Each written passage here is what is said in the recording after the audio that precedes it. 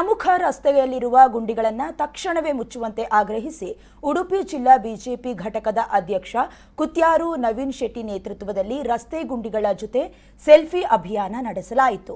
ರಸ್ತೆಯ ಗುಂಡಿಗಳ ಜೊತೆ ಸೆಲ್ಫಿ ಕ್ಲಿಕ್ಕಿಸಿ ಸಾಮಾಜಿಕ ಜಾಲತಾಣದಲ್ಲಿ ಹಂಚಿಕೊಳ್ಳುವುದರ ಮೂಲಕ ಕುತ್ಯಾರು ನವೀನ್ ಶೆಟ್ಟಿ ಚಾಲನೆ ನೀಡಿದರು. ಗುಂಡಿ ಮುಚ್ಚಿ ಇಲ್ಲವೇ ಅಧಿಕಾರ ಬಿಟ್ಟು ತೊಲಗಿ, ಏಳಿ ಎದ್ದೇಳಿ, ಗುಂಡಿ ಮುಚ್ಚುವ ತನಕ ಮಲಗದಿರಿ ಎಂದು ರಾಜ್ಯ ಸರ್ಕಾರದ ವಿರುದ್ಧ ಕುತ್ಯಾರು ನವೀನ್ ಶೆಟ್ಟಿ ಕಿಡಿಕಾರಿದ್ರು.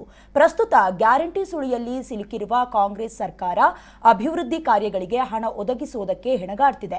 ರಾಜ್ಯದಲ್ಲಿ ಸದ್ಯ ರಸ್ತೆಗಳಲ್ಲಿ ಬಿದ್ದಿರುವ ಗುಂಡಿ ವಿಚಾರ ಮುನ್ನೆಲೆಗೆ ಬಂದಿದ್ದು, ಇದೀಗ ಉಡುಪಿಯ ಜನರು ಗುಂಡಿಗಳ ಜೊತೆ ಸೆಲ್ಫಿ ತೆಗೆದು ಜಾಲತಾಣದಲ್ಲಿ ಪೋಸ್ಟ್ ಮಾಡುವುದರ ಮೂಲಕ ಸರ್ಕಾರದ ವಿರುದ್ಧ ಆಕ್ರೋಶ ಹೊರಹಾಕಿದ್ದಾರೆ.